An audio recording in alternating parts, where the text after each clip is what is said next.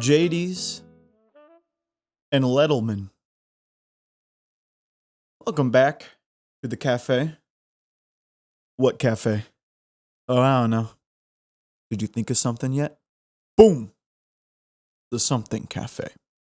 Welcome back to the Something Cafe, the cafe where we talk about nothing. Is that a bad slogan? Is that crap? Is that frickin' crap? I don't know. But I do know what's not frickin' crap is my boys and ladies over at Mitra 9.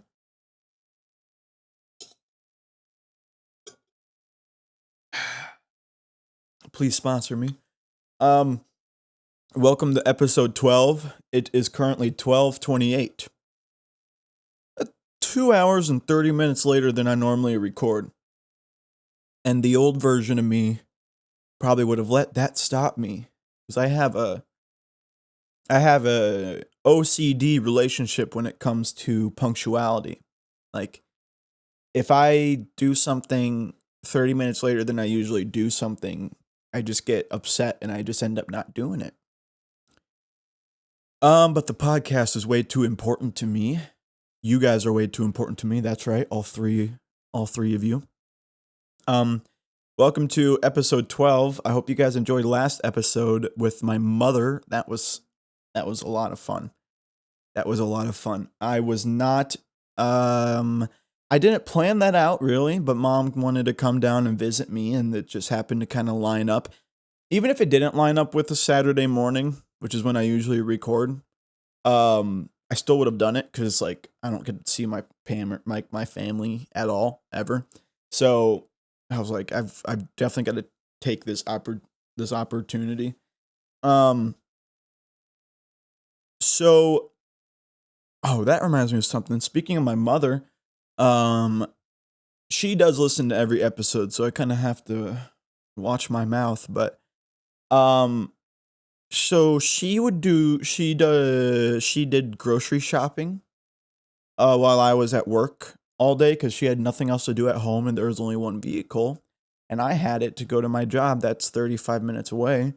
So she would just do Walmart delivery all day because my fridge before mom got here looked like a typical 20-year-old dude fridge. Like a couple half-drinking cans of Monster, some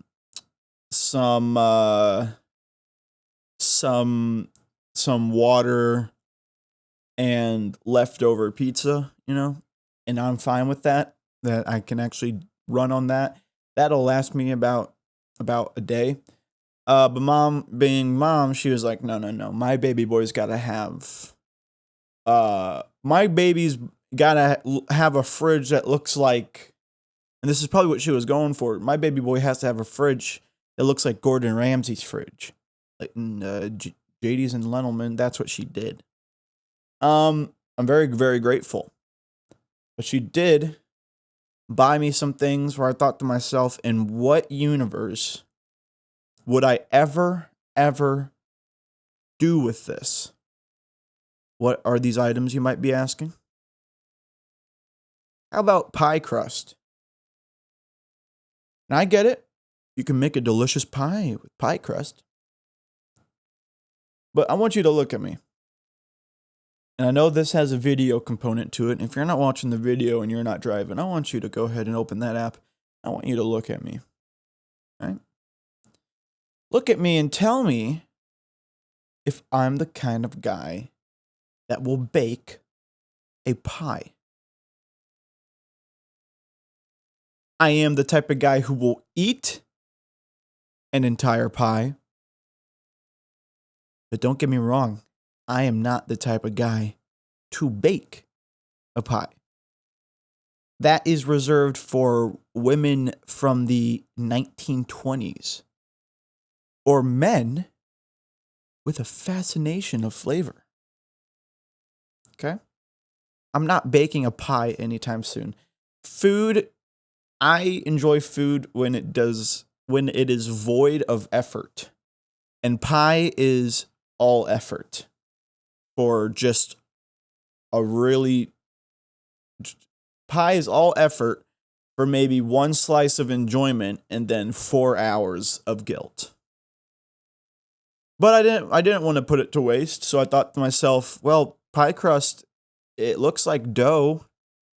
I'm gonna put it on a stove tray and just bake it by itself on the stove tray and see if it like becomes like a nice tasting bread. And I've had pie before. I'm an idiot. I don't know why I thought it would turn into like some yummy bread. It just turned into this giant circle of it turned into a giant circle of the one piece that we all leave on our plate. Like when you're eating pie, the only reason you would eat the crust is so you don't look fatter than you already are, because you think to yourself, "Oh, well, if I leave the crust on here, and it's just oh, he just wants the sweet and the sugar. What an American. I'm going to eat the crust to show that I'm in it for the long ride." And I basically baked a giant circle that was just the part that we all leave on the plate as we throw it away.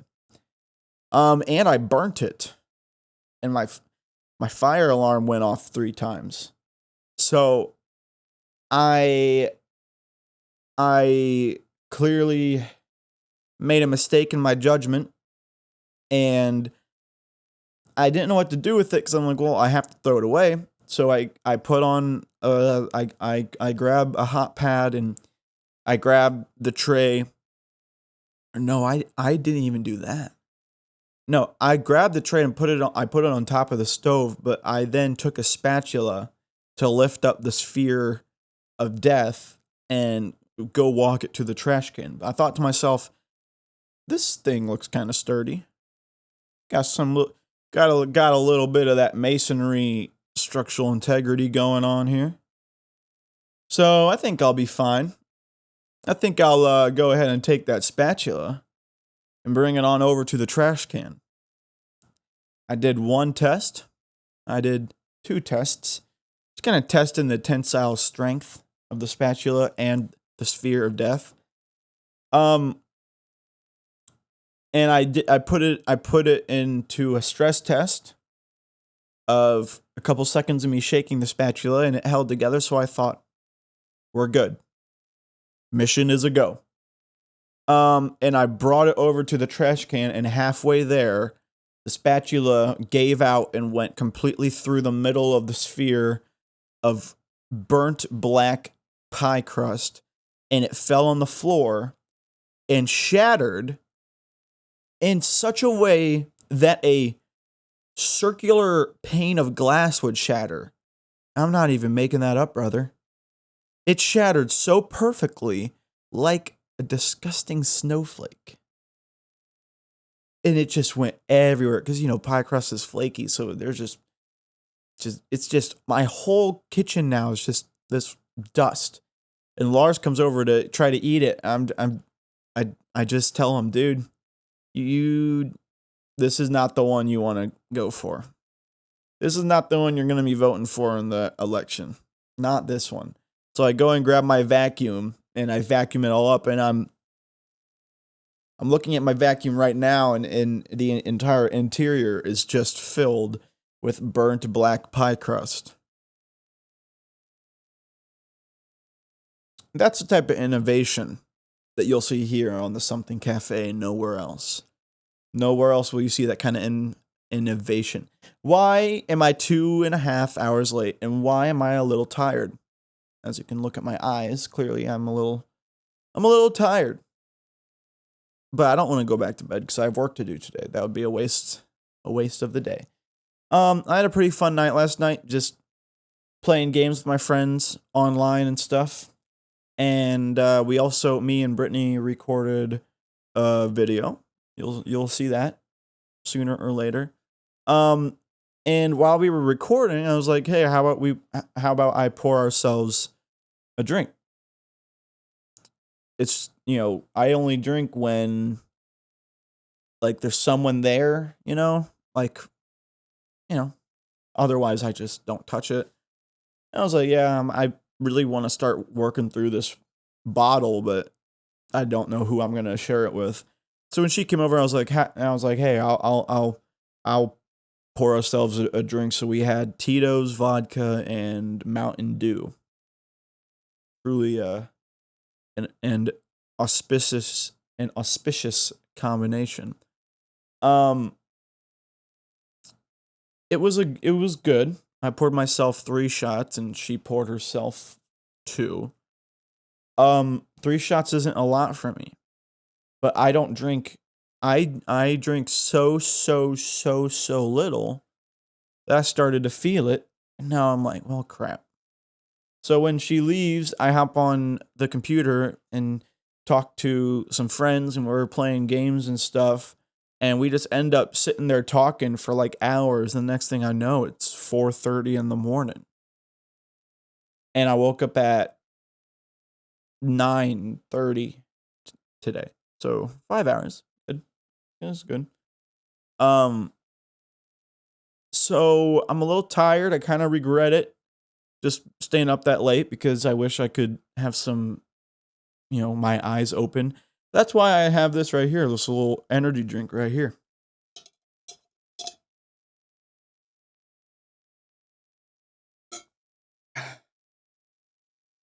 But yeah. Let me just say that I'm very excited for the content that we're going to be putting out very soon. Not even soon. We've already put some out. My new editor, Evan Greenfield, he is awesome. And he made this video, and it is doing so well on YouTube right now. Now, when I say it's doing well on YouTube, that's relative, just because what is doing so well on YouTube, really, it's just, like, compared to what I should be getting, or compared to what I have got, it's doing a lot better than I assumed. I'm going to actually check it out right now. Just for example, episode 10, which still by far is my favorite episode, and it's the one with like the least amount of views, which sucks, but episode 10 has 9 views, but episode 11 with my mom has 41 views. So that's pretty awesome. But let me look at this short that Evan made and see where it's at now. And also, in relation to that, all my other shorts, 16 views, 40 views, 120 views, 15 views, 4 views, not really a record you want to bring home to mom and dad. But let me see. Let me find this video. Yeah, this new video has 1,700 views. That's pretty freaking awesome. That is incredible. Compared to everything else? Are you kidding me? Like, that's awesome. I've never even gotten views like that from this, because this isn't even like an existing channel that I turned into the podcast channel.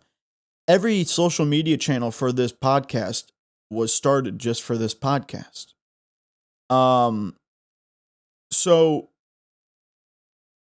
like, to have that kind of number from nothing is pretty freaking awesome. Yeah, this short has it has the exact number.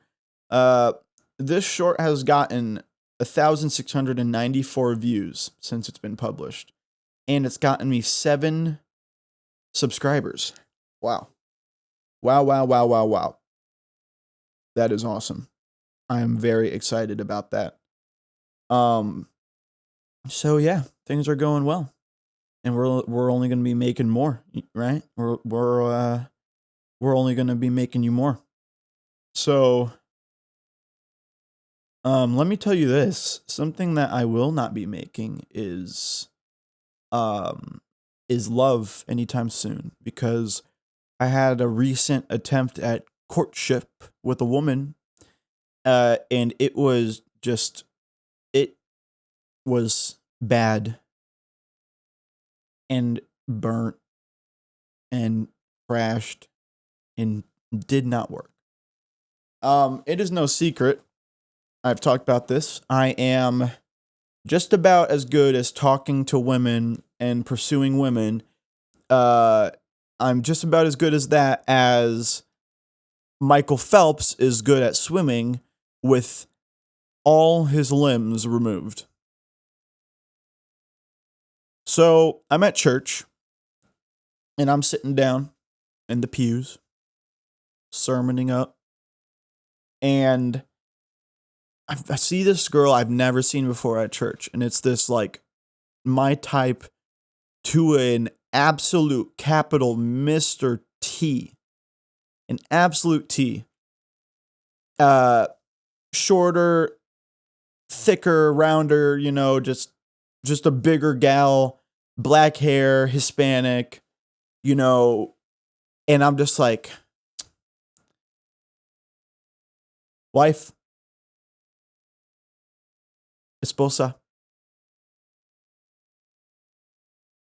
And I said to myself, if I don't do something right now, I'm just going to prove to myself that I'm never going to be able to get anything in my life. So during the whole sermon, I have no idea what he was talking about. I was just thinking of strategy.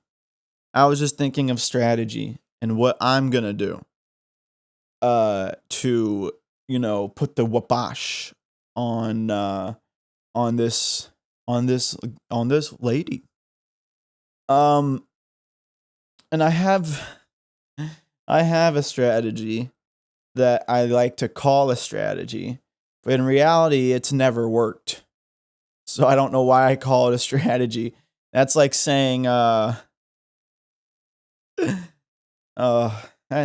that's like saying like the Berlin Wall was the perfect strategy, but the one thing it's known for is it falling. So the sermon finally ends and I start getting nervous. I start getting sweaty, which, just absolute attractive, absolute peak attractiveness right there. And of course, I'm starting to tick. I know if I start talking, my stutter is going to go. So clearly I'm in the perfect state of mind. Clearly I am in the zone. I walk over to her. She's still sitting down and I'm standing up. So I'm immediately faced with do I sit down next to her like and talk, or do I stand up? If I keep standing up, it's just awkward because she's sitting down and I'm craning my neck to look down at her and try to have like a normal conversation. But at the same time, if I sit down, or not even next to her, like a seat over, it's like she's going to feel like I've now trapped her into a conversation.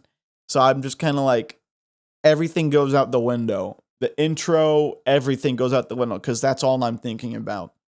So I'm like, hey, are you new? Are you new to this church?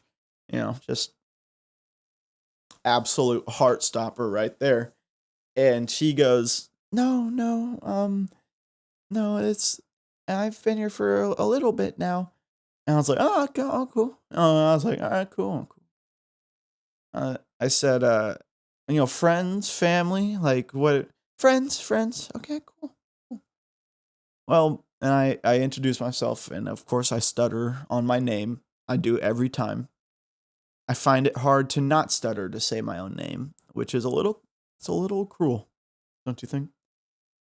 I say, hi, my name is Celestino, and, blah, blah, and I'm just gonna say, I'm just gonna make up a name for her. Um, you know, this is such an unimportant detail. Why am I trying to think of a name? Gloria. All right, let's just say Gloria. Hi, my name's Celestino. Hi, my name is Gloria. And I hit her with the line that for some reason is effective. It's never worked. And I haven't even said it yet. I haven't even said the strategy. I'm talking too much. The strategy in mind is as I'm leaving, I look to her and I say, "Hey, if you need anything, just shoot me a text." And I wait a couple seconds and then walk away.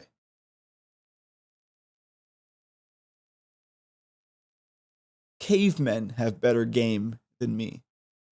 In the back of my mind, I think if I say that, she's gonna say like, "Oh, but I don't have your contact. Please, mister, don't leave. Give it to me." You know, something stupid. I think I for some reason, I think they'll say, like, "Oh, text me. You don't have my number. Let's change that." I'm delusional. I was talking about this with the guys at work, and I like this is my least favorite conversation to have because it makes me feel a genuine sense of existential dread that I'll be single my entire life. But I refuse to flirt and talk with women because I'm afraid I'm gonna get like me too'd or something. Like I'm gonna say something wrong because I'm so inexperienced and it's gonna get me canceled or something.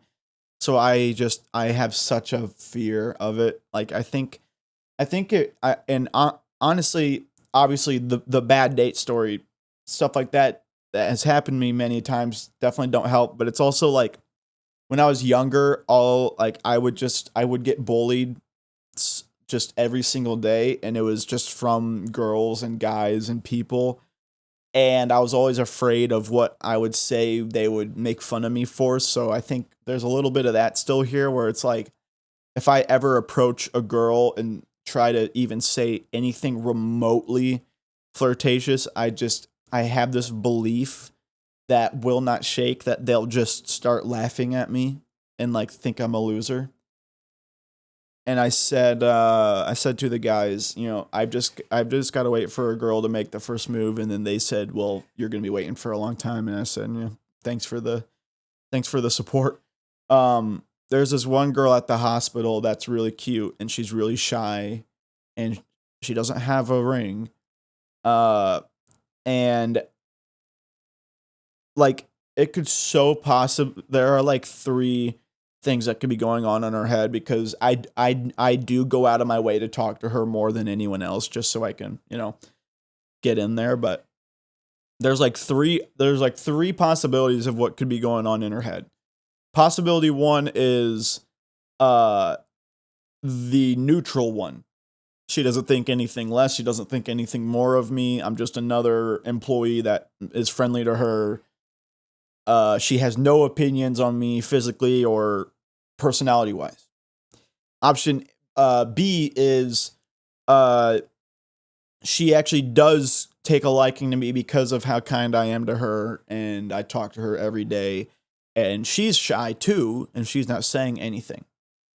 Option C is her thinking to herself, why won't this guy shut the hell up and stop trying to talk to me? I'm just trying to be by myself and work. And he keeps saying good morning to me and asking me how my day's going. And it's definitely not B. It's either she is neutral and doesn't care, or it's C and she is just disgusted by me. And it can only be those two options. So, don't know what I'm gonna do. And I don't like talking about it that much because when I actually think about it, because I'm pretty good at distracting myself every day. And when I think about it, all I can think of is how I'm 21 years old and I've only had one girlfriend. I'm saving myself for marriage, and I cannot talk to women, and I don't know how to flirt, and I don't do anything that 21-year-olds do. I don't go to parties. I don't go out on Friday or Saturday nights. I don't do anything super fun really. I what I find fun and what I find fulfilling is just doing my best at my job that I really really like, and working on the podcast and making money, and just being myself. Uh some could say that that's better. I've heard that take before, how work now, live work now, live then, instead of live now, work then. I've seen people say things like party it up all you want in your 20s, but by the time you're 30 and you barely have a 401k and and no and no growth, then have fun with that. Whereas people in their late teens and 20-year olds that start building a nice, a nice foundation, and a growing career, they do a whole lot better. I keep telling myself that, because when I think about it too much, I my hand kind of starts twitching as I think about reaching to my phone to set up a session with my therapist. Just because that is the one thing that kind of uh almost pushes me off the edge, is just thinking about that, and thinking about how I'm like the caveman, the outlier. Like last night, I was driving back home from the movie theater, because me and Brittany went to go see a movie that we were gonna shoot a video for. And I was driving back home, and I'm passing by all these bars, and I'm seeing all these people like my age at the bars, like talking and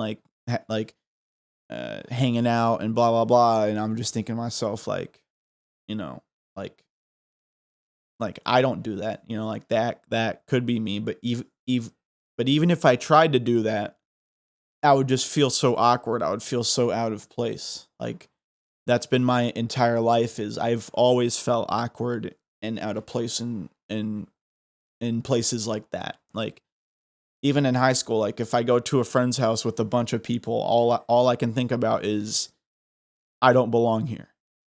Like, I feel awkward. I feel like I don't belong here. I belong at home by myself. Or I once went to a club for free because I knew the DJ. And when I was there, surrounded by all these guys and girls popping bottles and dancing on each other, I was there, all awkward, wearing a button up that I got at Ross, and trying to act like I'm part of it, but really it's just I'm not supposed to be here. Like, they don't want me here. This is not where I'm supposed to be, and I never will be. And last night when I'm driving home, looking at the bars, I'm just thinking, like, all these situations and scenarios that you see on TV of, like, young kids in their 20s getting up to the hijinks of life and youth. And I just think about how I'm not doing any of that, and probably never will. And that's just one thing I'm going to miss out on compared to everyone else. And I don't know if that's normal or not. So I don't know. Part of me wants to think that maybe what I'm doing right now is going to set me up really well above those people. Um, but at the same time, you know, I was asked, what do I do on a Friday night? What do I do on a Saturday night?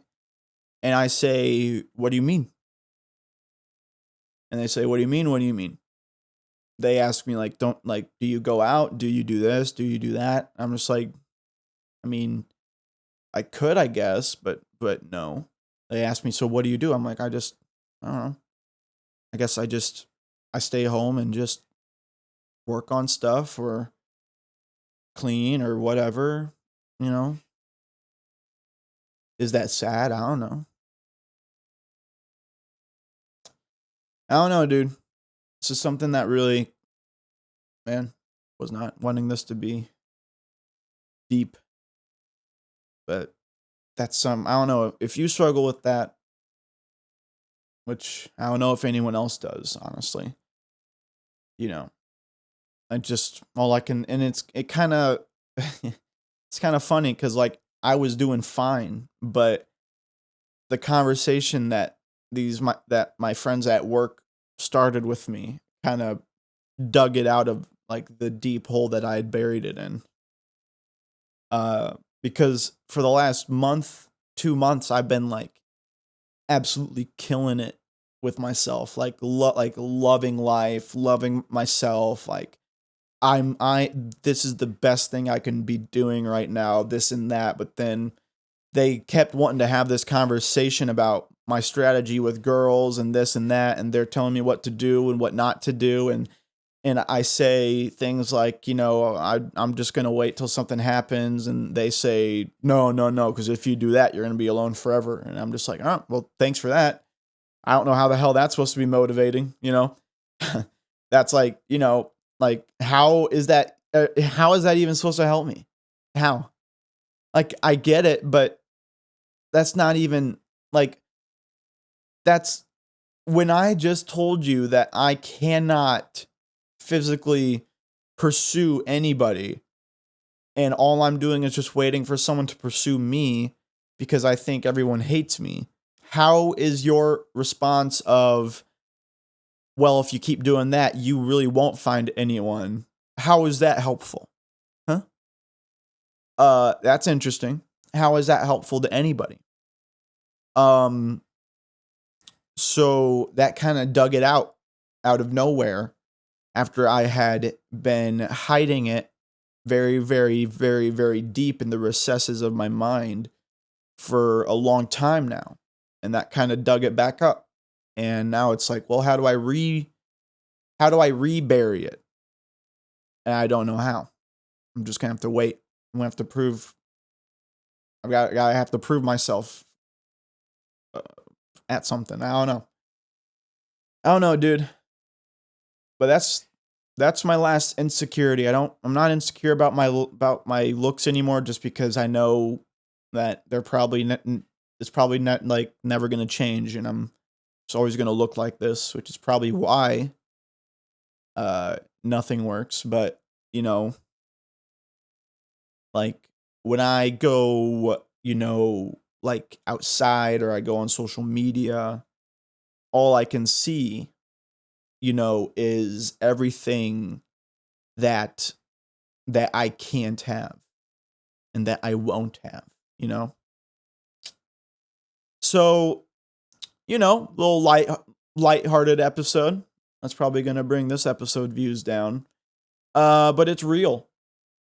But it's real. I would be upset if everyone I listen to cut out all of their deeper and emotional stuff because I relate to it. Do you guys? Maybe future listeners? I mean, podcast is still small, but it's going to be big at some point. Maybe someone's going to go back and start from the beginning like I do with other podcasts and they hit this episode and they hear me talk about this and maybe they're just like me or they are listening to this and they're thinking to themselves, that's exactly what I think. And I can't believe someone actually feels the same way. But I guess I have to start that because I haven't found anyone like that. Everyone else in my life, has something or someone, I have Lars and he will sometimes smell his own shit. So um we're in a pretty good place. Um but I feel like I just have to keep telling myself that I am doing the right thing. Um not you really kind of have to convince yourself that you are the one that's right. I am right for acting or doing certain things or acting certain ways.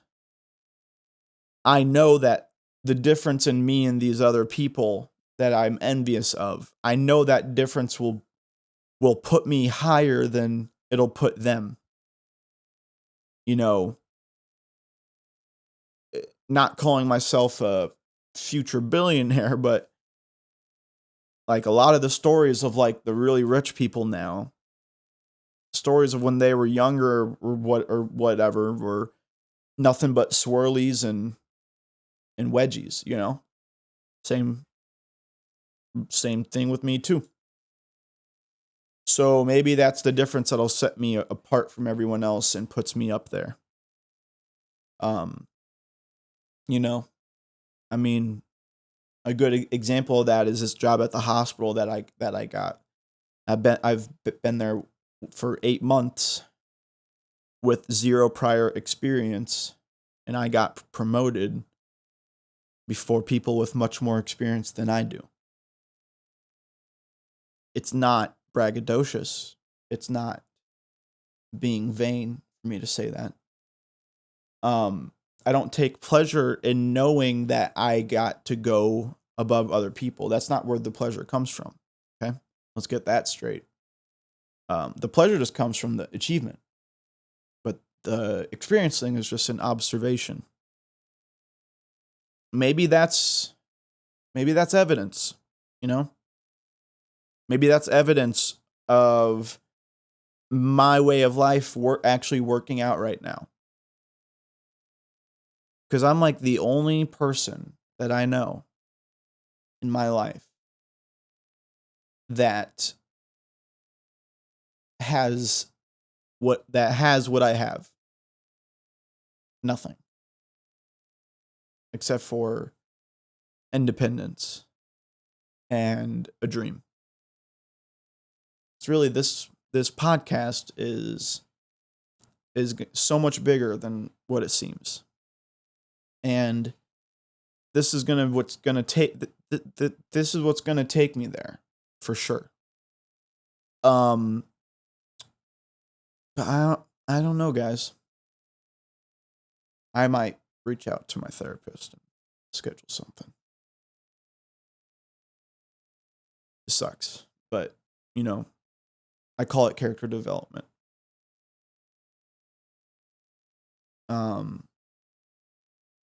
You would be silly to think that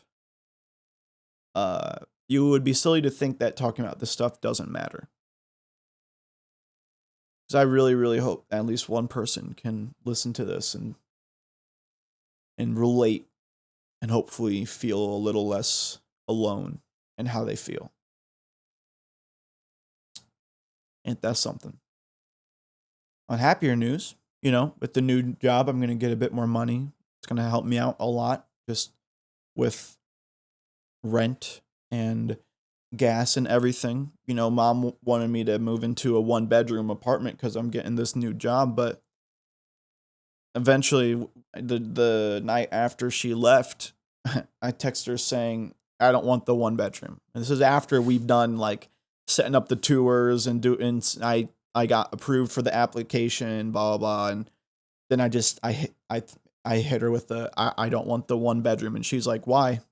I said, because if I upgrade at every instance of financial increase, then that's going to get me nowhere. Like, if I'm going to upgrade my life at every moment that the financial flow increases, I'm sorry. I know I'm young, but I can't see how that's effective. I mean, yeah, 1-bedroom would be nice, but I'm perfectly happy in my studio. So why do I need to upgrade to just like before the new job I was getting by decently, but now it's I actually have a pretty good shot. And then I'm gonna what? Then I'm gonna upgrade and increase my rent even more. What? No. How do I even expect myself to save? Advice that I'll give.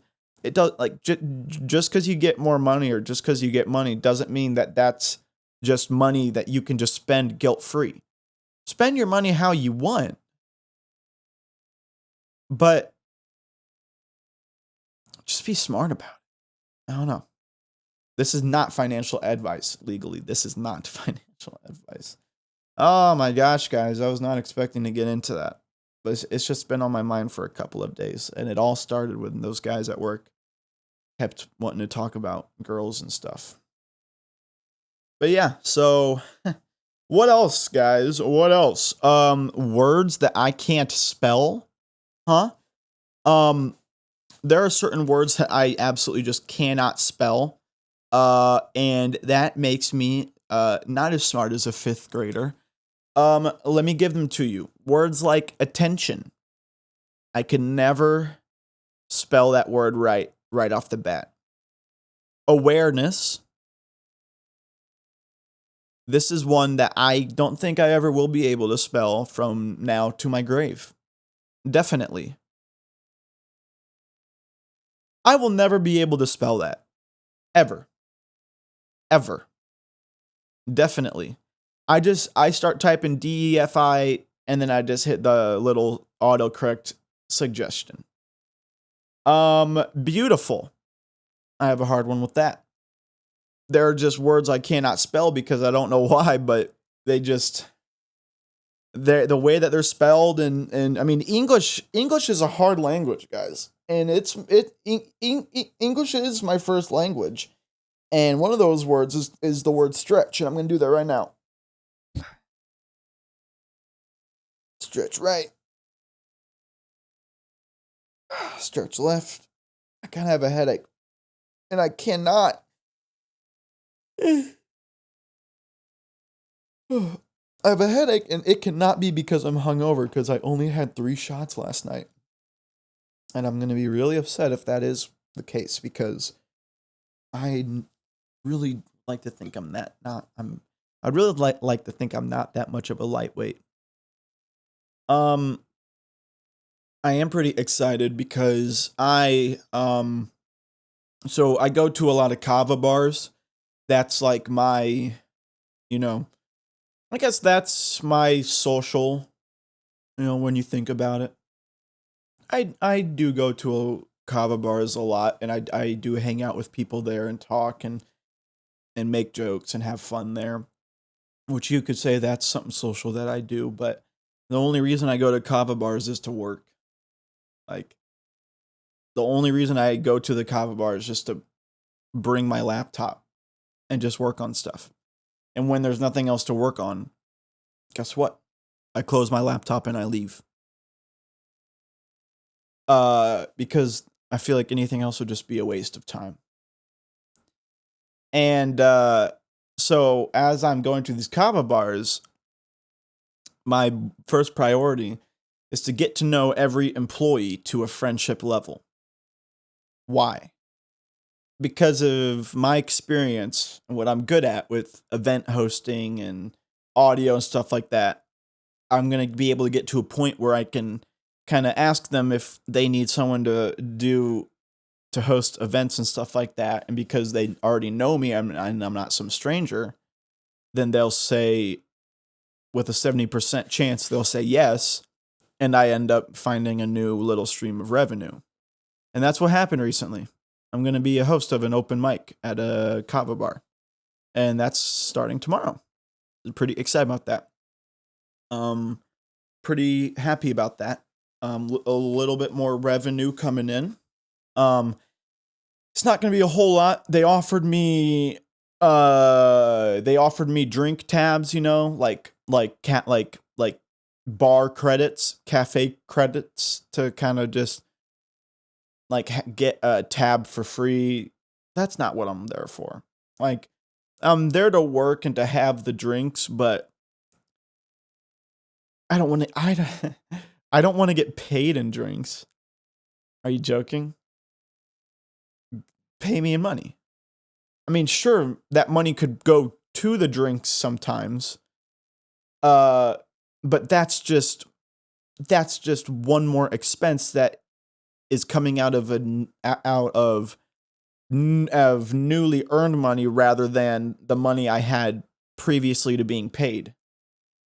So when they offered me, I'm like, no. Like, I only do cash, which they were cool with. We haven't decided on something yet. I said I would do this first one tomorrow for free, which is what I usually do. You've got to play into that. You've got to make sure that they're comfortable. And this isn't even like manipulation. This is just straight up, just make sure that they're comfortable. What I do is, if I can get them on board, which is harder sometimes, once they're on board with me hosting something, I try to make them as comfortable as I can and take out all of the risk. Right? This is their first open mic that's hosted by someone that doesn't work there, hosted by someone like me. I have a whole system that I implement to open mics using different softwares to make them run smoother than butter. So of course they're a little like, oh dear, let's see what this guy does. So I'm like, guys, let me do the first one for completely free. I care more about you guys liking what I'm doing, and then we can talk later. It just looks good. So that's what I did, and they were totally game for it. So I was like, okay, great. Sweet. I never said what movie I saw last night. Godzilla versus Kong, The New Empire. And I would talk about it, but I'm not, because Something Cafe might have a movie review series coming out soon with Brittany Loudon. So I'm going to save that. But I will say the movie was awesome. We saw it in a theater with like surround sound screen bigger than any screen that I've ever seen, and the chairs would shake as according to the bass and the frequencies. Pretty awesome experience. I've never seen a Godzilla movie, and it kind of sucks. I'm kind of think as I was leaving the theater, I was telling Brittany, like, I'm kind of upset that my dad never showed me Godzilla, because my dad was the guy who showed me everything, like Batman, like certain characters from other medias. Really, just Batman was the big one. Other cool movies, but I've showed him some pretty cool movies. I showed him the movie Whiplash, and that movie is amazing. I love that movie. Whiplash is a great movie. Let me tell you this. I got a new doctor that I haven't called yet, and I need to call them. I don't know why. I know my mom's listening to this right now, and she is just seething in just rage because she's been asking me to call these people for a while now, and I have to make like 3 different calls to 3 different people, and I don't know why, but like calls are like the one thing that I loathe to do. I don't get it. I loathe making calls. I don't know why. Maybe because it's a time commitment that I just have to sign up for and just hope for the best. But I loathe calling people. I love that. I loathe it. Loathe. LOATHE. Loathe. Not love. Loathe. But I was prescribed a new medicine. And it's an appetite suppressant.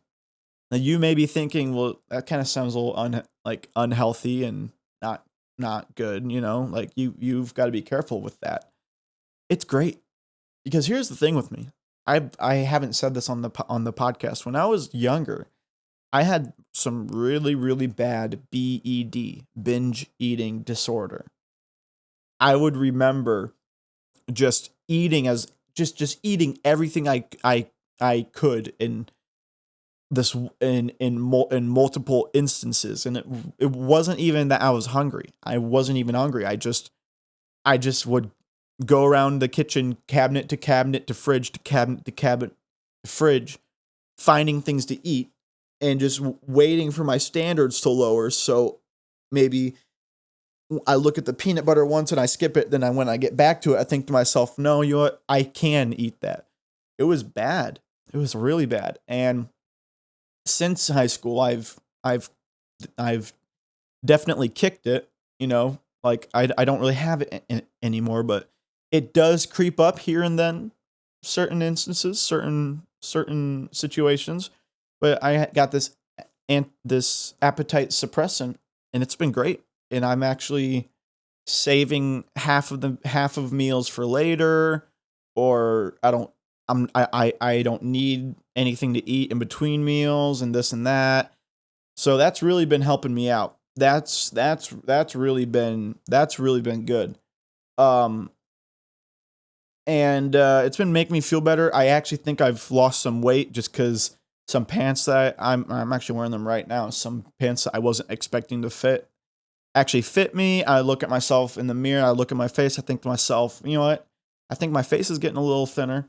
I did take some mirror selfies the other not the other day, yesterday, because now that I work in the OR, the surgical core, I have to wear like a sur like a s- like a sur like a surgeon's cap, like almost like a hairnet, and but it makes me look pretty official, you know? Like I feel proud wearing it cuz when people see that, they know which unit I that I work in.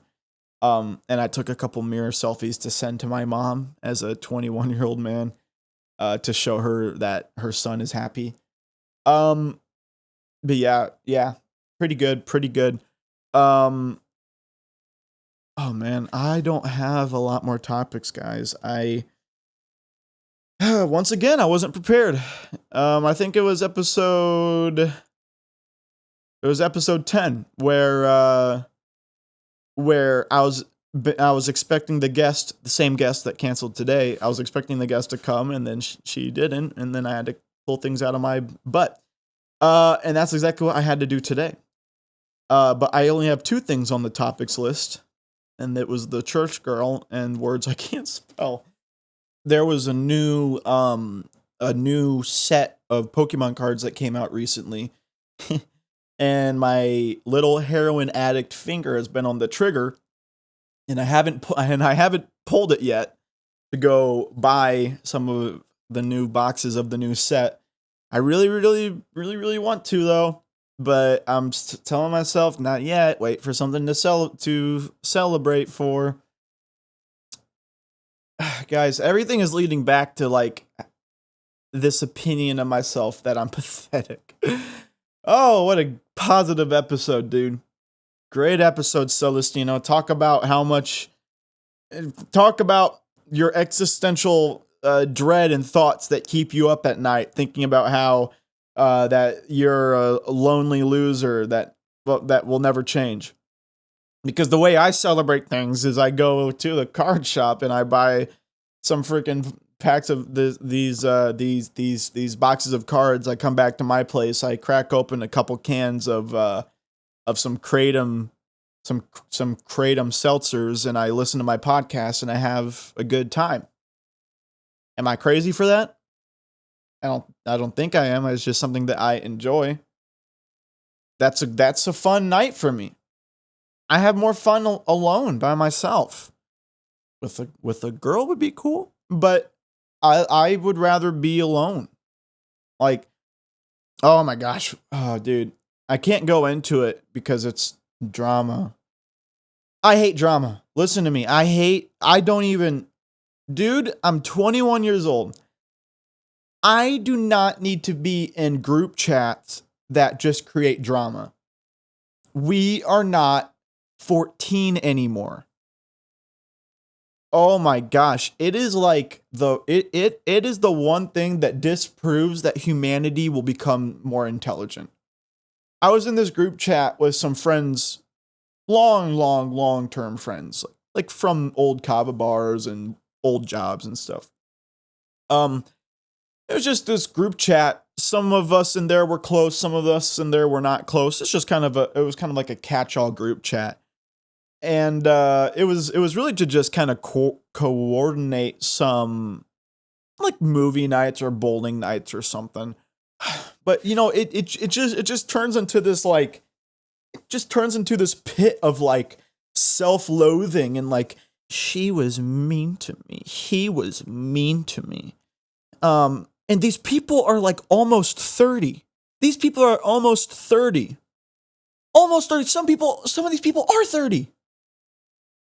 And it is just like I get such secondhand embarrassment. These people are like, and you hurt me, and you're a mean person, and you're a shut up. Shut up. I can't even comprehend how this bothers you. And you know what's funny? I used to be that person when I was younger. Stuff like this would put me out of the game. It really, really, really, really would. It would put me out of the match. The coach would have to sub someone else in. I would be.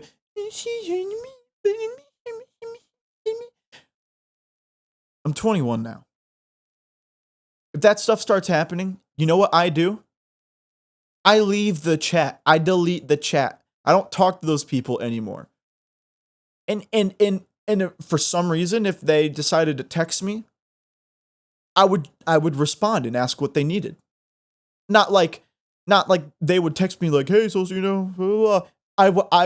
I wouldn't say like big. Oh, you have big balls for coming by this corner of the town. You think you can just text me and come out alive? You think you can just like I hate you. Don't you dare text me. You don't get to text me because you've wronged me so many times. Shut up. This isn't, oh my gosh, like adults with high school mentalities, eradicate them. Like if someone that I really didn't like or someone that thought that I did something very wrong to them were to text me, I wouldn't hold a grudge. I'd just be like, what do you need? That? Okay. No, I don't have that. Okay, bye. Like, what's up with all this? Like, I don't ever use this group chat, ever, because I hate group chats. You want to know why? Because they always end up like this. They always do. They always end up like this. Every single one. They always end up like this. I have never had an experience with a group chat that has not ended like this. So I just know when they added me to the group chat, I thought to myself, okay, cool. This is probably going to crash and burn, but I don't really care. I don't care. That's something that I've gotten pretty awesome at now that I'm older. And this is something that would put me in a depressive state when I was younger, is I don't care anymore. I don't care what you have to say. I don't care what you have to think. It literally goes in one ear and out the other. It does. So, because some of these people are just so unimportant to my life that it's like, I know my worth, and I'm at a point. I'm like record scratching right now. Isn't this so funny? Isn't this hilarious and ironic that just 10 minutes ago, I was sitting here almost starting to cry, talking about how I don't know if I'm the only loser in the world and I'm going to stay a virgin for the rest of my life and I'm going to this and that, blah, blah, blah, and I'm a loser and I don't know that. But then at the same time, I'm sitting here feeling confident. I'm feeling good now, thinking about the fact that I'm so independent at this point, financially, emotionally, romantically, personally. I'm so independent now that stuff like this is just a blip compared to the scheme of life. Stuff like this is just dust. It's dust. It has no weight. And it's so easy just to brush off people with these crazy toxic relationships and friendships and hatred, and they're my enemy. If you're my friend, but if you ever talk to that person, then you won't be my friend anymore. Gosh, I wish I could cuss right now. Grow the F up. Grow up. Oh my gosh. I am friends right now with people that have said, I really, really don't like these people. So if you ever talk to them or whatever, like, I would be like, I don't know, or like, what was the one thing this one person said? They said, oh, they didn't like this person for something that they did in the past to one of their friends or to them. And they said, oh, you don't trust this person at all. They did this one time to my friend. And ever since then, they've hated me and I hate them. And it would really hurt me if you this and that. And I really, really like this friend who's saying this to me. But I look at them and I'm like, I'm of the belief that I will create my own opinion.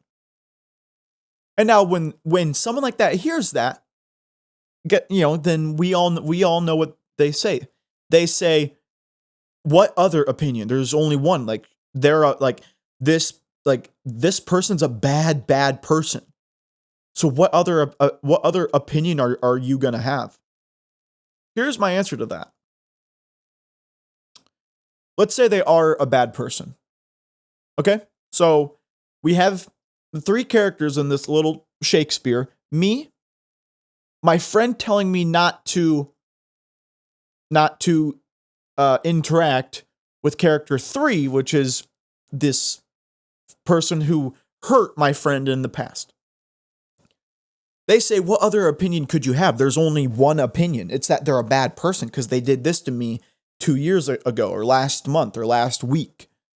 Here's my opinion on that. It's so much more complicated than just that. There's so much more to it. And you can see my left eye ticking. If you are not watching the video right now, I would recommend go and switch over to the video. This is what Tourette's looks like. This is when, so I get questions saying, what makes you tick more, tick less? Emotions, heightened emotions. And right now, I'm not really feeling a specific emotion. I'm just getting riled up because this is a topic that I'm very passionate about. And I think is important. And I feel like people need to talk more about. So oh my gosh, my ticks are going crazy. Ugh. Oh, Tourette's, how I love you. It hurts. Did you know that? Tourette's hurts. These signals that my nervous system sends to my body. My feet are ticking too. You just can't see them. And I'm not going to show you them because I'm barefoot right now and you have to pay for that. Tourette's, man. But yeah, like here is my take on that. With this specific scenario. Here's what I did. I will tell you what I did. I said to my friend, no, I'm going to make my own opinion of them. And my friend was like, what do you mean? How? I already told you that they did this really, really bad thing. I said, there's a line that someone has to cross of the caliber of bad thing that they did for me to have an opinion on them without talking to them yet. We're talking about things like really, really bad things.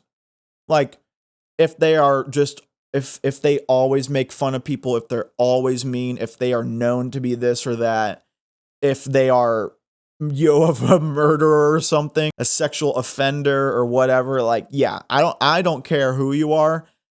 I will be the first one in line to put you in jail. You know what I mean? Like those circumstances, I'm like, yeah, I don't even have to meet this person to know that I want them out of my life. But that's not what we're dealing with. That's a very rare case. What we're dealing with right now is what we're dealing with right now is purely just this person did something bad to my friend, and my friend wants me to share her opinion of this person. So here's what I did. I just, as I would be around this person that my friend doesn't like, I would treat them like normal. I literally would just treat them like normal. Like normal people. I know my friend hates them. I know my friend wants me to hate them. I told my friend no. That's stupid. That's no way to live and make relationships. I'm not trying to be friends with this person, but why it is so unfair for me to treat them using your bias. Now don't get me wrong. I don't like this person still. But I made that off of my own experience with them. That's high school stuff, man. High school stuff. And I just wish people. I heard this one rap song. It was a really bad rap song. But there was this one line that was actually really, really good. And it went something like this. I'm trying to think of how it flowed. It was like, how are you still 30 and got Snapchat? Like, yeah, yeah, Pop Smoke. How are you 30 and you still got Snapchat? Right? Like, that's so true. Like, maybe this is pushing it. Maybe this is a little unique to just me. But I feel like if you actively use Snapchat and post stuff on your story past the age of like 22 or 23, I'm sorry. I think that's childish. I don't know. Maybe I'm wrong on that one. Let me know. I could be. I would be completely open for someone to tell me that's unfair because this, and that. And I would be like, you know what? I get it. But all Snapchat, like, I will go on Snapchat once in a blue moon for 3 reasons. First reason is if someone messages me there, then duh, right? I'm going to open it up because clearly for some reason they decided to use Snapchat and not text or something. So I open it up and I talk to them there.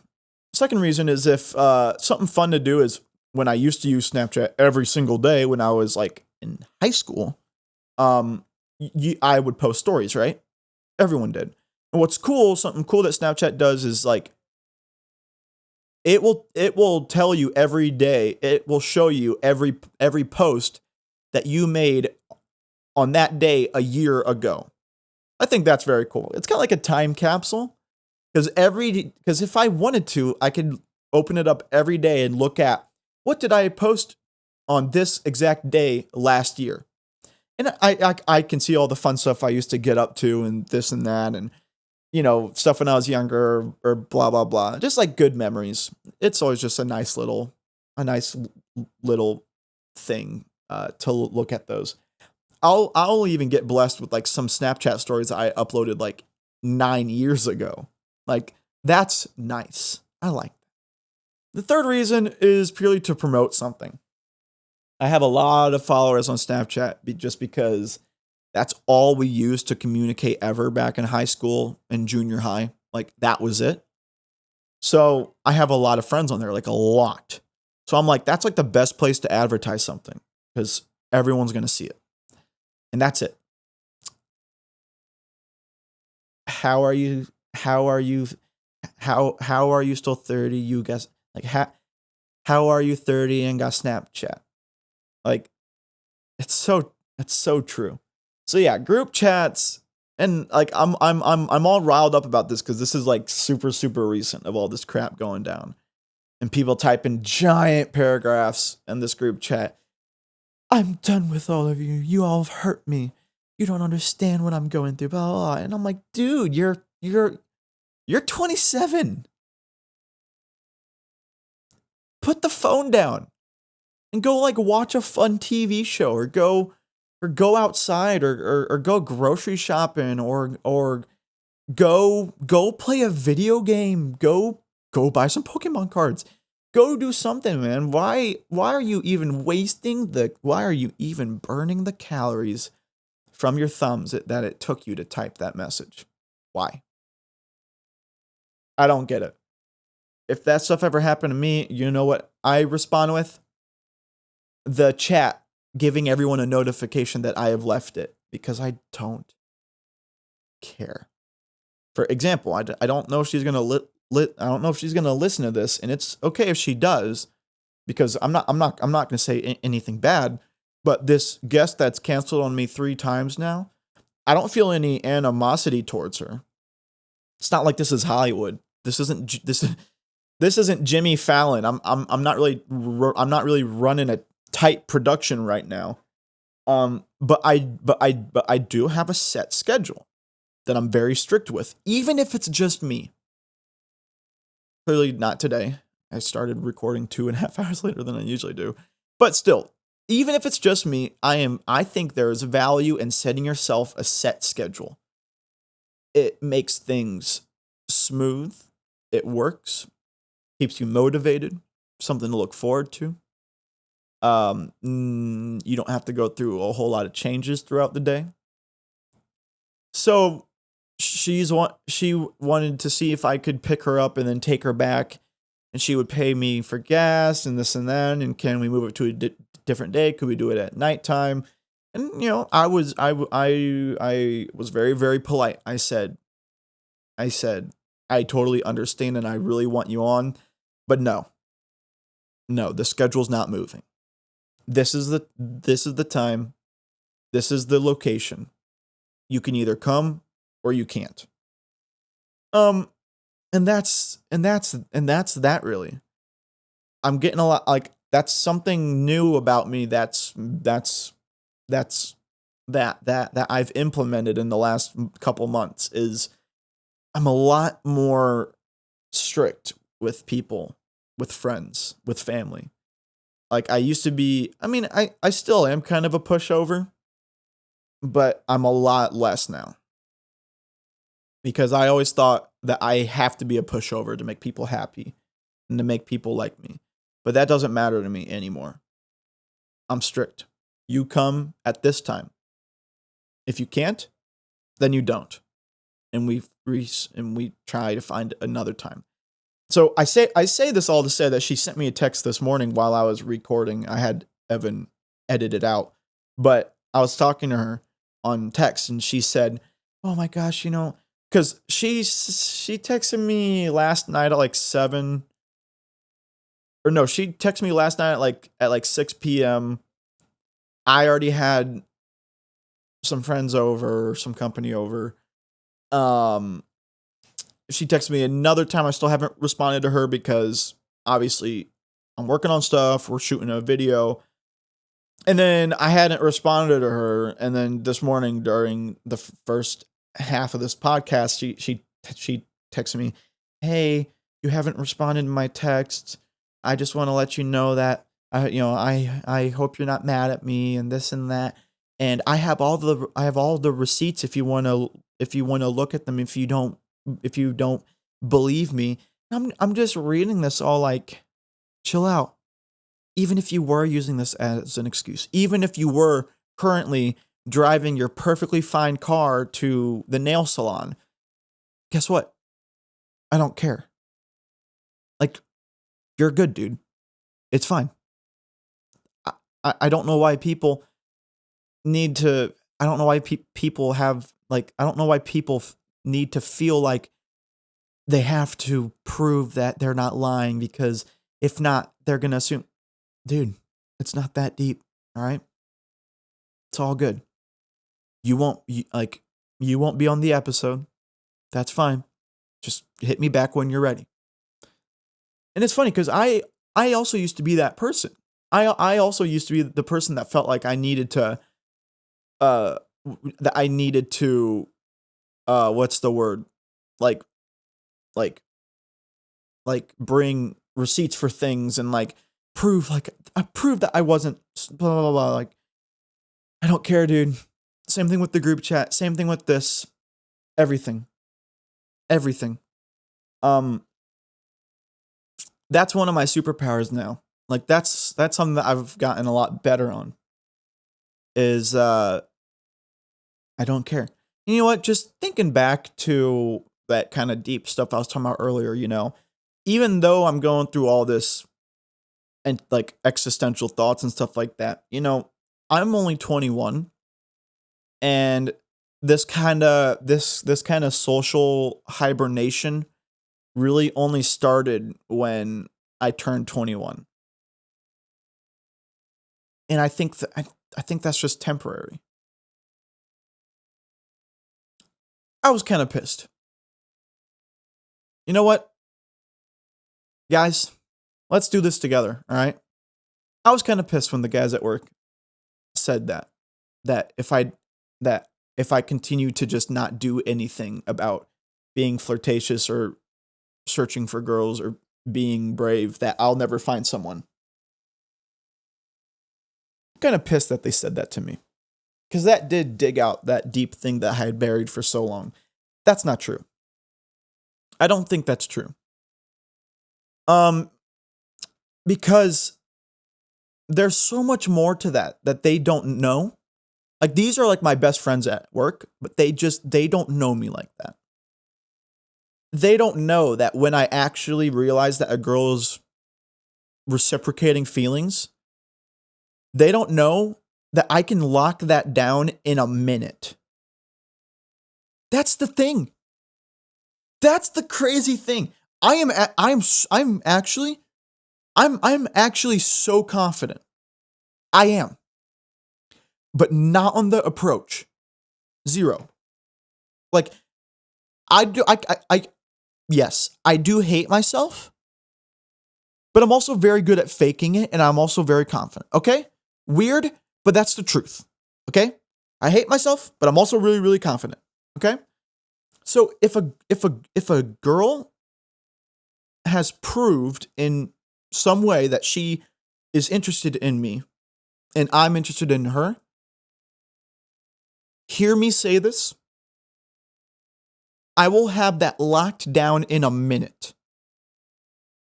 I'm very good at talking. I can make anybody laugh.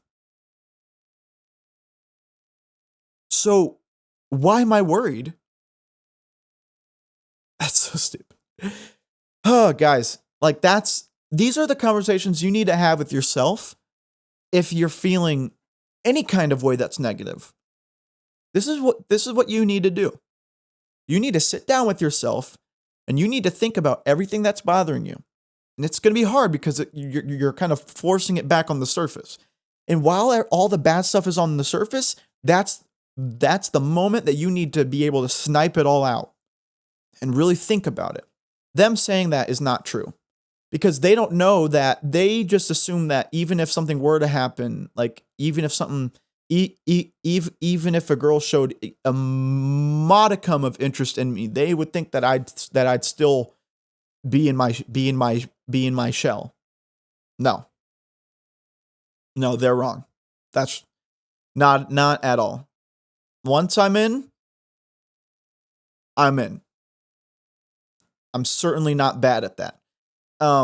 These are the conversations you need to have with yourself if you go through similar things, if you think similar things.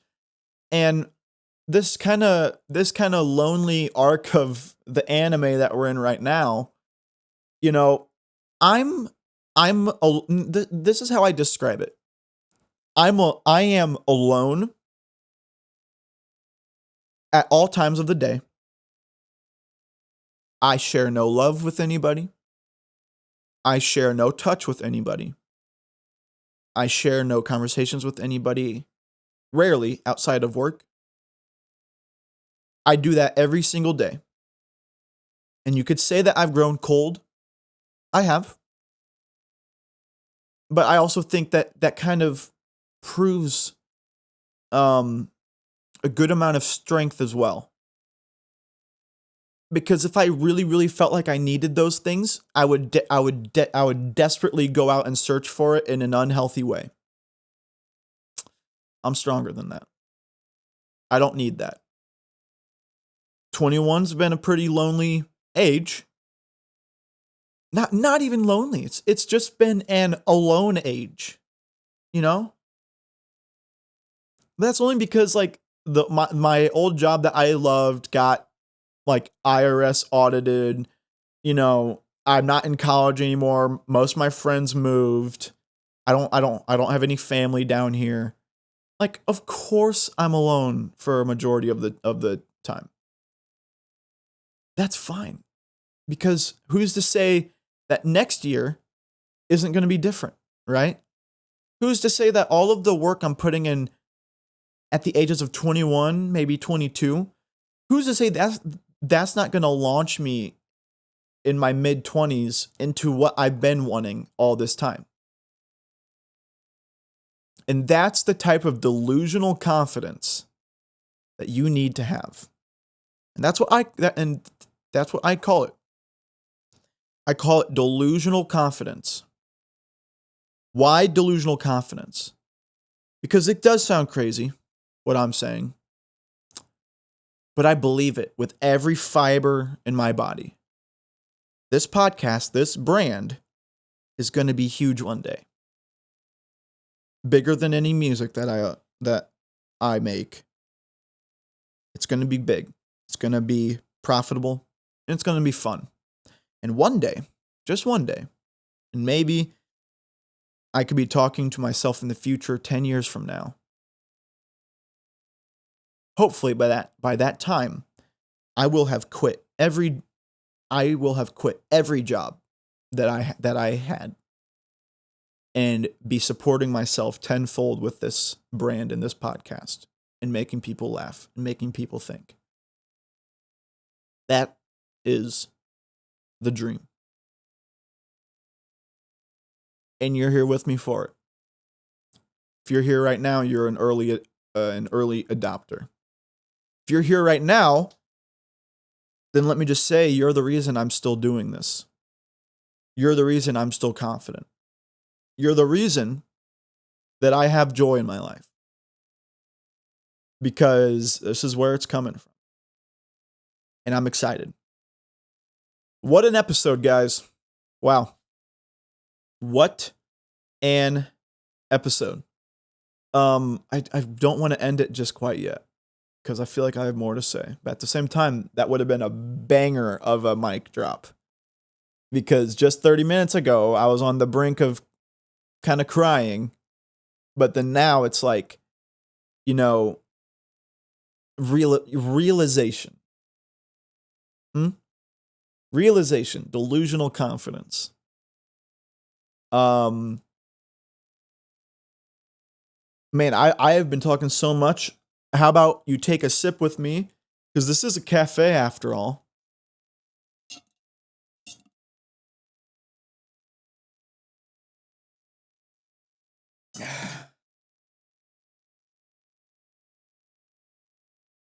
Lars just went full throttle into the glass sliding door.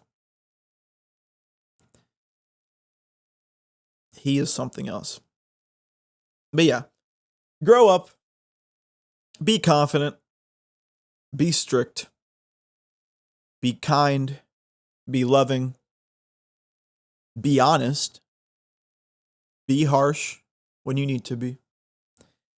I work in the so Monday is my first day in the OR. My first day at the new position, at the new job. I'm very excited. I'm so excited. Do you know why I love my job?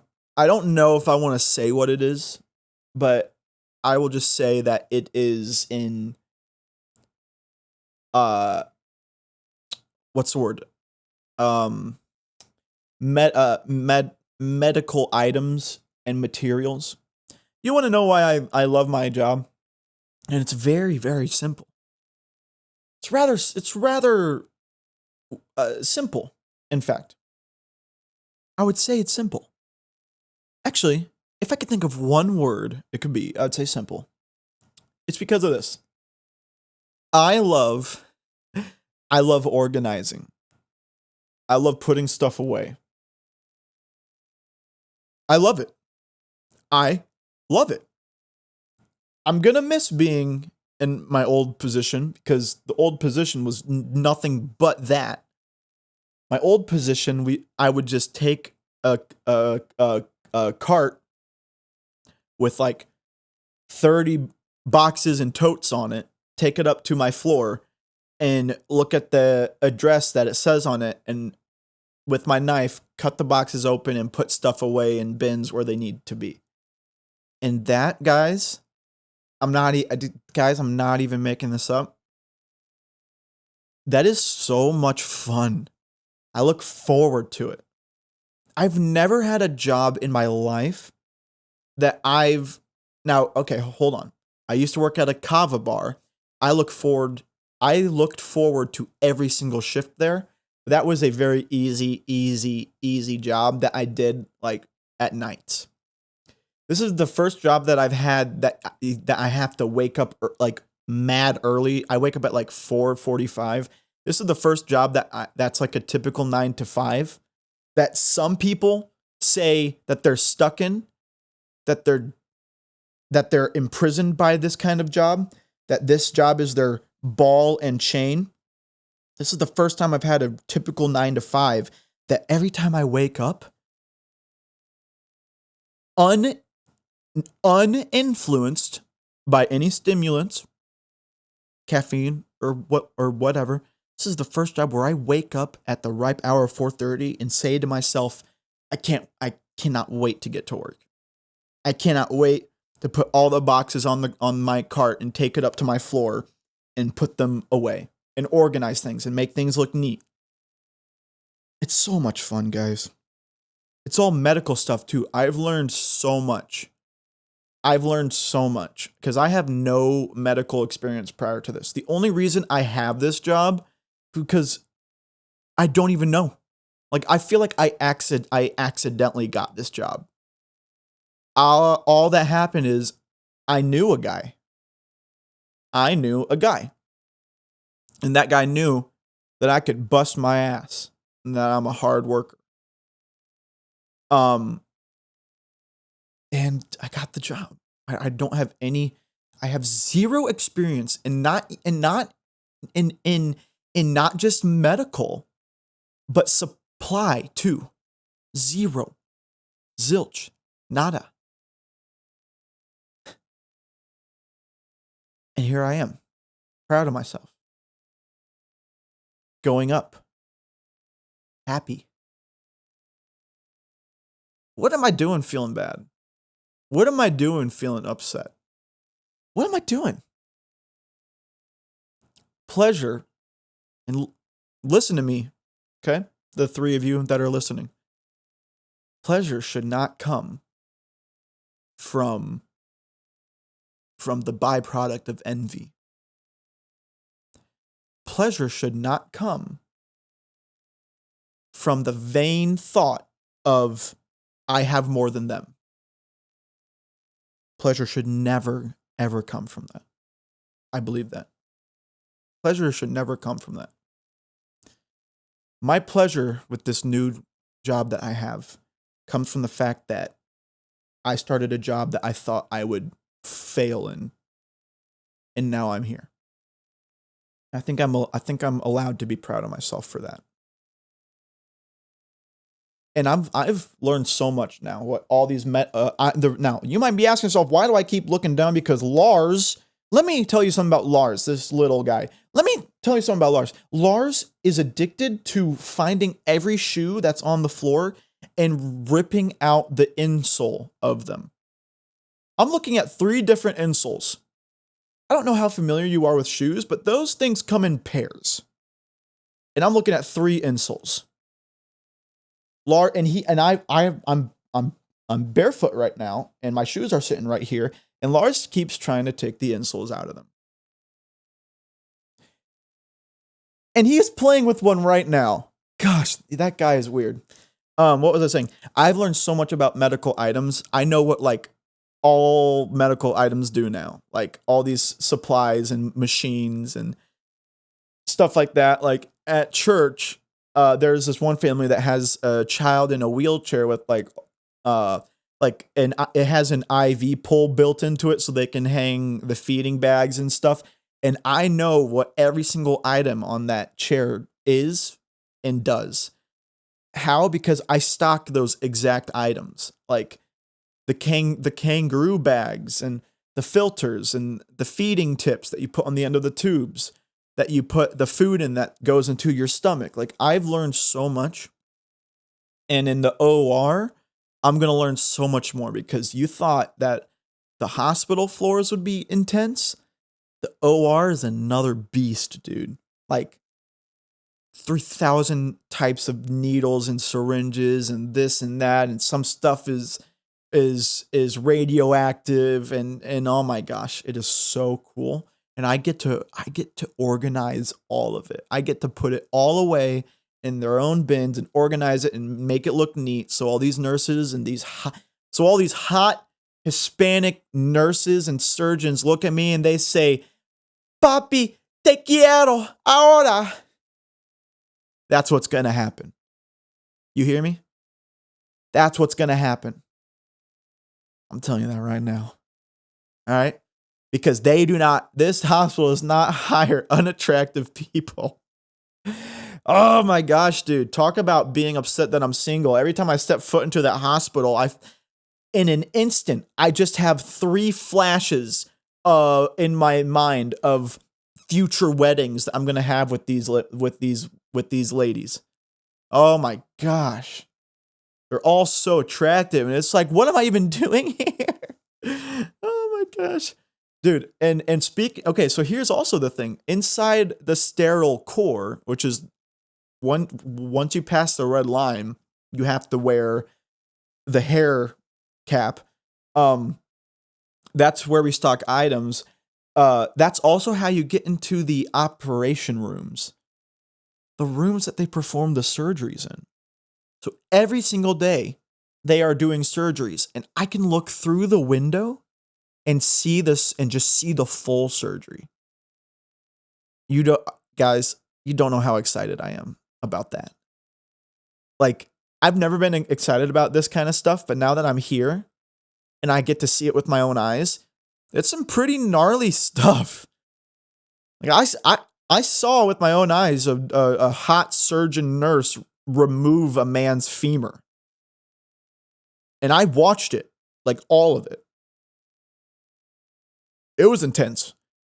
A bit. I grew a bit more hair on my chest because that was like, I was watching it like, wow, this is horrible. Like this is the most disgusting thing I've ever seen. And those people are so brave. They're just like, whoop, taking a, like, they're literally listening to like reggaeton in the operating room. The operating room's like, get him, get and I'm gonna tell the ball, let him pound, the big ball, like a boom, put it down, get him.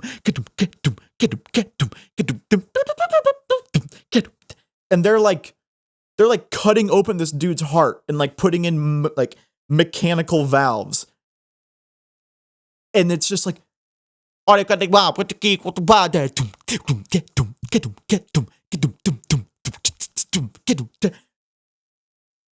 it's so awesome. It's so awesome. I love it. I'm so excited. I'm so excited. It's gonna be intense, obviously. I'm very prepared. Very prepared. Listen to me now.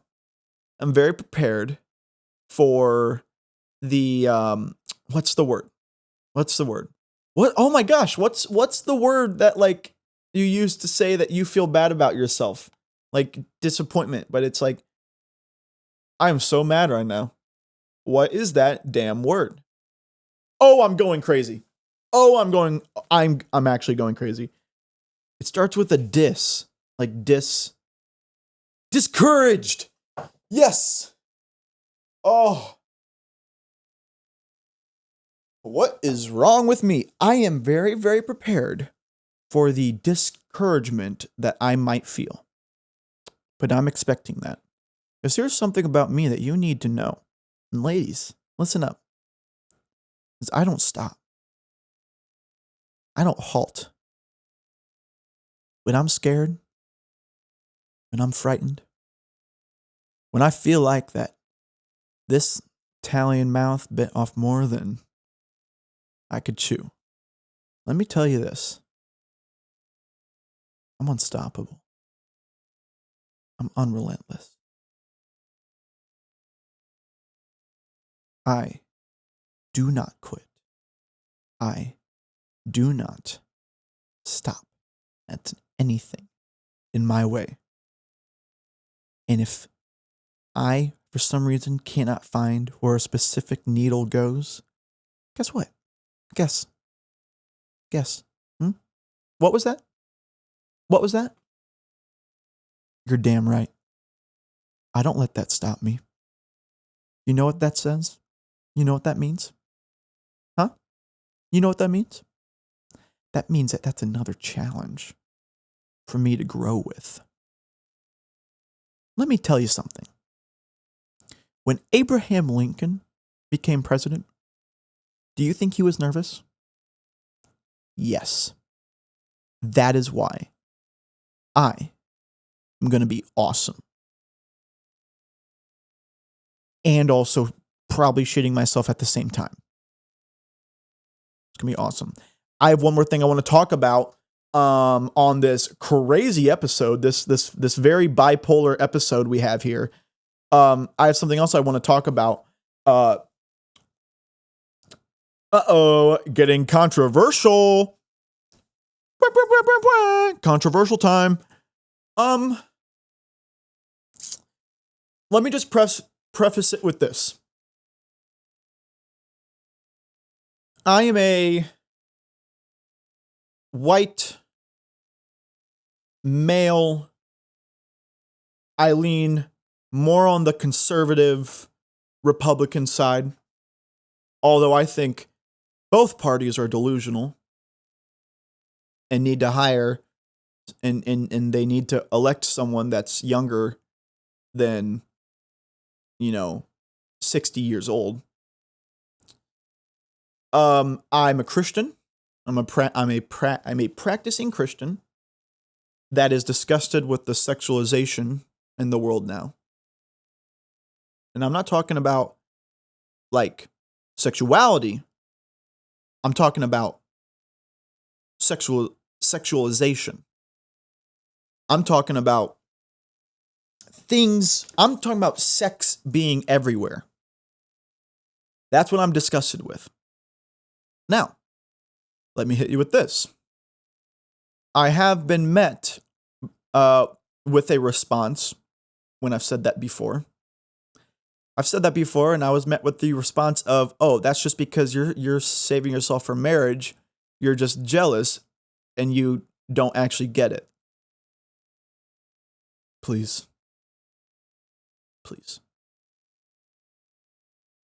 You still use Snapchat and you're 30. Okay? It's not that. I don't care if I have the experience of Hugh Hefner by now, which I certainly don't. Such public sexualization is on all accounts and not let's even take the religious part out of it. It is still probably the most unhealthiest thing for humans. It's so public, it's so commonplace in every piece of media and this and that. And for some reason, people think that it needs to happen. That it's just not right. You go on any social media and it's nothing but the algorithm trying to entice you with things that you like sexually. And it's wrong. Because all that does is all these young men and all these young girls will grow up facing this stuff at a very young age every day. And I'm not saying that they can overcome this. Like, I'm not saying that. I'm just saying it's just a bad precedent to start out with. Because it shouldn't be commonplace. Sex and sex culture and sexualization should not be hidden, right? Because it's also biology. It's biology. It's science. It's real. You would be an idiot to think that hiding it from your children is going to make them pure and better. No. That's why I think honesty is probably one of the most important forces on this earth. But honesty also includes the fact that, let's be honest, it's ruining people.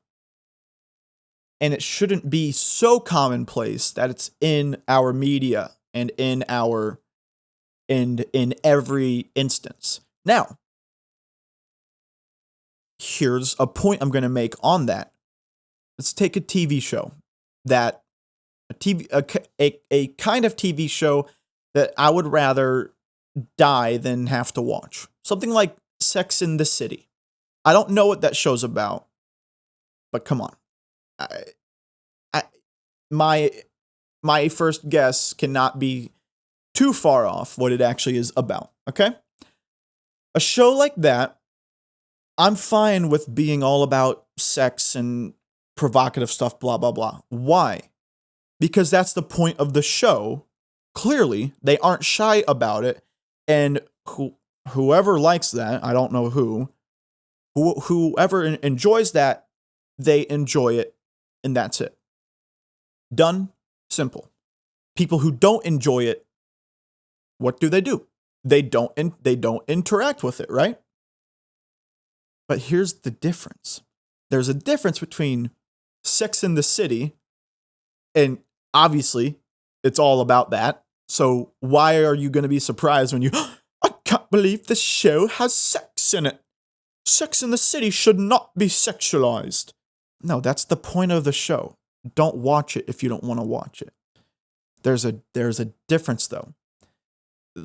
I'm fine with that. Not that I'm fine with participating in it. That makes sense.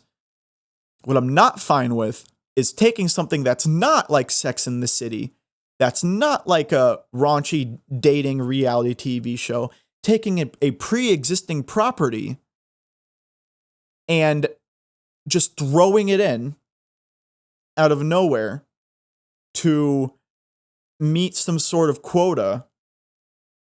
And I'm not just talking about, I'm not even talking about like LGBTQ stuff. I'm just talking in general, like throwing stuff into a pre-existing property because you have to meet some sort of quota.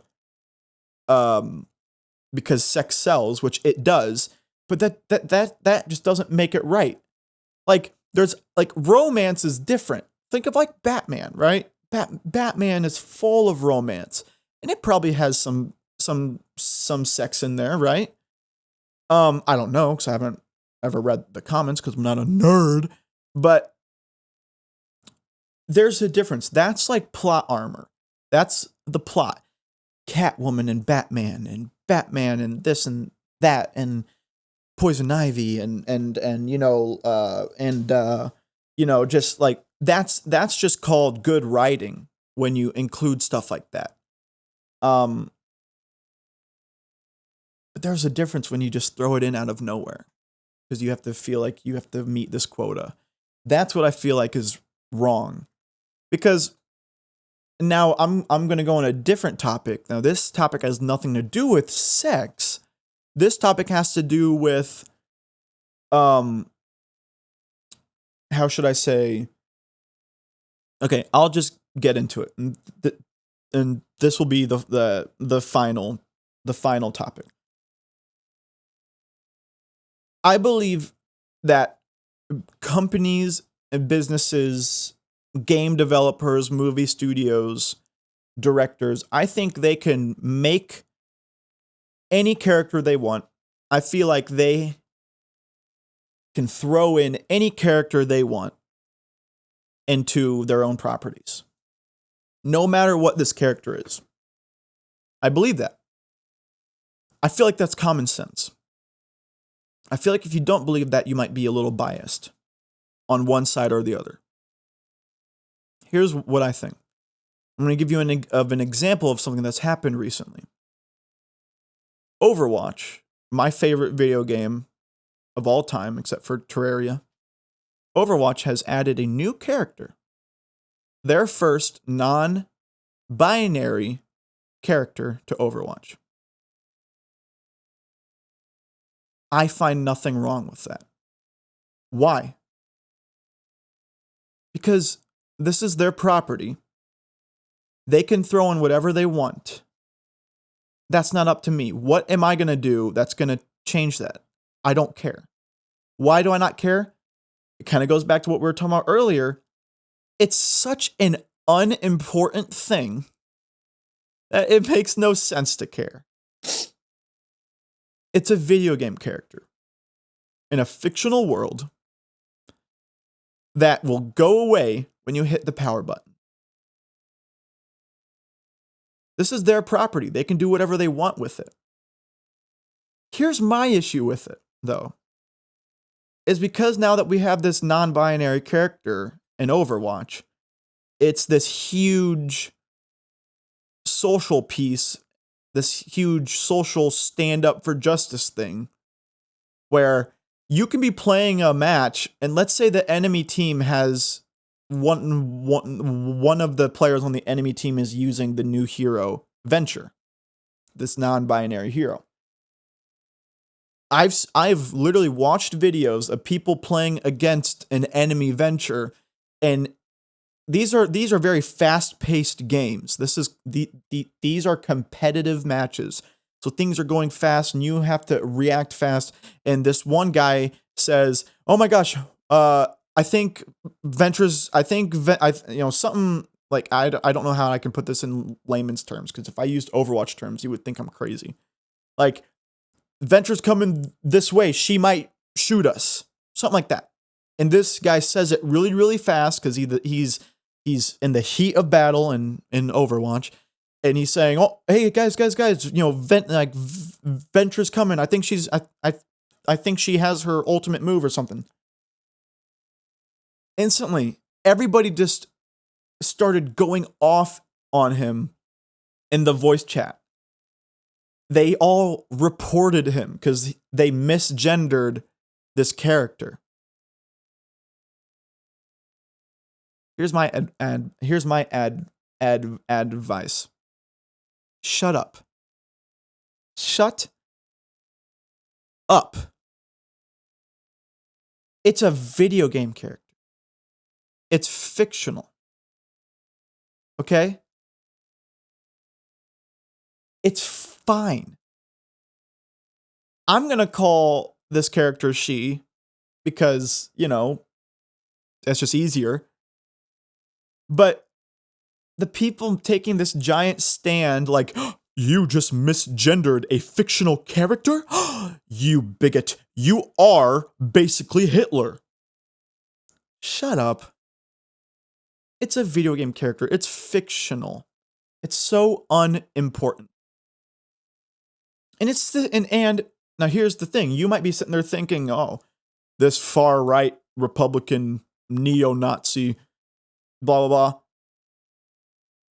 On the other side, I think it's a waste of time to be like, "Oh, there's this new non-binary character and it's just so stupid and I hate it, and every single game that I join, I'm gonna be like, nine non-binary characters stupid. It's a girl, blah blah blah. This and that."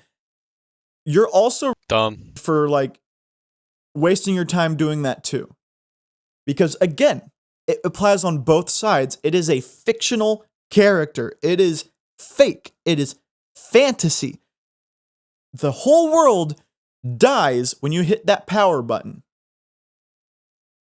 So you have on one hand the very progressive people on the big air quotes here on the front lines defending this non-binary character and making sure that they have good pronouns. But then you have the other side where it's like the conservative that only then you have the conservative that only wants conflict, which I cannot stand. I grew up with a lot of those. The conservative that only wants to make conflict and laugh because they know they're saying things that'll get the progressive people riled up. I think both are stupid in every instance. What I think, I don't think they need to get super diverse with these characters. I think that's kind of stupid. But it's fine. It's a video game character. You know, look at like TV shows. A perfect example. Okay? Listen to me here. A perfect example is the show Modern Family. I think that's a perfect TV show. I think it is.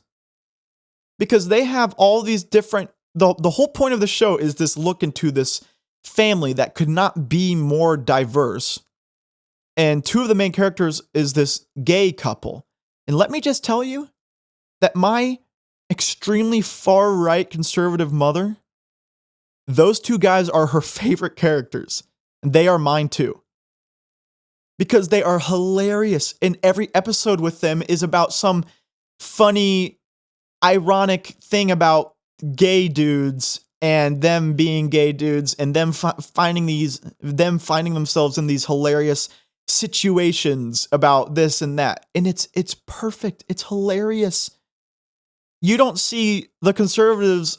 I mean, you do have conservatives doing this, but you don't see the realistic conservatives going, burn this TV show to the ground. It's pushing the gay agenda. You don't see the liberals like, you know, why aren't the two gay dudes the main characters? They should have more screen time. You're homophobic. No, that show does it perfectly. And I believe that with things like Overwatch 2. It's just a new character. It's the first non-binary character they've added. And guess what? It doesn't matter. You shouldn't care. If you like that character, cool. Great. Awesome. I'm glad you are enjoying that character. Because you know what I care about? Does this new character have a powerful gun? Does this new character have cool new abilities to help me win games? That's what you should be caring about. Not, you know, like what person they're attracted to and this and that and that and this. It's stupid, man. It's stupid. Let's be real. There are crazy people on both sides of this pond.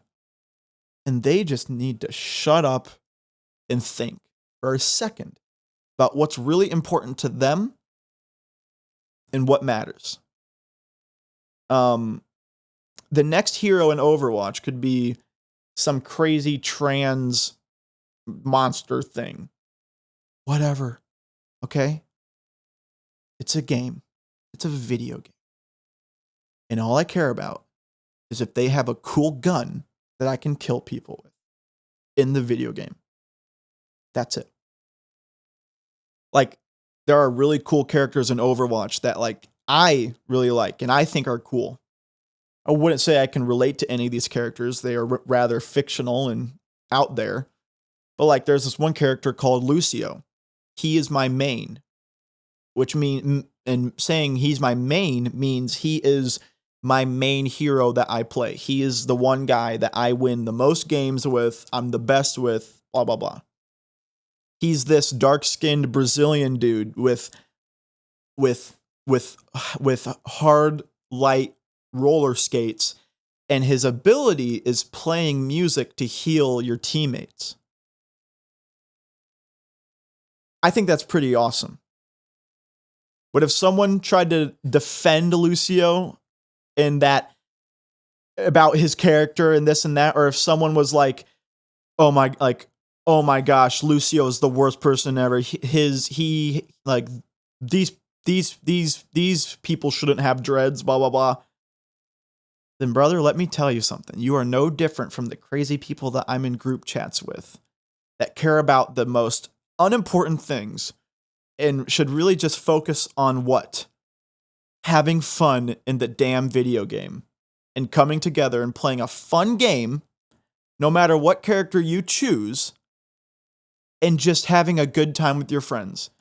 Not every instance of your life has to be either the progressive that defends an ant's sexuality. You also don't have to be the conservative that speaks up at every single instance of them knowing they can get the progressives pissed off.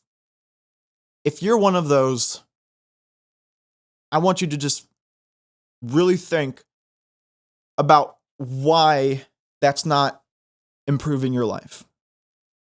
If you act like that and you're over the age of 15, I want you to think to yourself, I want you to realize that in both of those instances, those two options are void of kindness and love. You hear me? Neither of those stereotypes, of those actions, of those attitudes, left and right, neither of those personalities have any sort of kindness and love. And that's the most important thing. Shut up about what you think needs to be right and just and politically correct and politically incorrect. Let's just play a fun video game. Let's just play a fun video game and pick the character that has the coolest set of abilities and the strongest guns. That is my hot take here at the Something Cafe. A hot take just as hot as a coffee brewed in a Something Cafe official mug. You can only see one on screen right now. It's very, very small. I'm going to point to it right here if I can get my finger. Yeah. You can find those at the merch store. What do we have selling right now? We have the official Something Cafe coffee mug, the official Something Cafe stickers, nice vinyl stickers, and we have the official Something Cafe canvas art of the cover. Ladies and gentlemen, I hope you enjoyed today's episode. How do you listen to this podcast? Let me know. When I listen to podcasts, it's at work. That's all I listen to. I have to have a podcast while I'm at work. It makes my day fun. More fun than it already is. It makes it go by fast. I don't expect anybody to be sitting down and putting on this podcast on the TV and just watching it like that. That would almost make me feel bad, because it's like, I feel bad that I'm even like, I don't think I'm entertaining enough to warrant that. Maybe I am. I don't know. But I want you to enjoy this podcast like you enjoy a nice breeze. Just put it on and just keep living your life. Keep making yourself better. Keep making yourself feel better about yourself, and keep spreading kindness. We have that merch. You can listen on Apple Music. You can listen and watch on YouTube. And you can listen and watch on Spotify. That's right. Spotify has video, guys. Just a reminder, all right? You can find all those things at the socials that I'm going to link below: Instagram, Facebook, TikTok. I'm going to make a Twitter soon. All things to follow me. Stay tuned. And ladies and gentlemen, let me just say one more time. And let me take a sip, because my mouth is drier than the Sahara.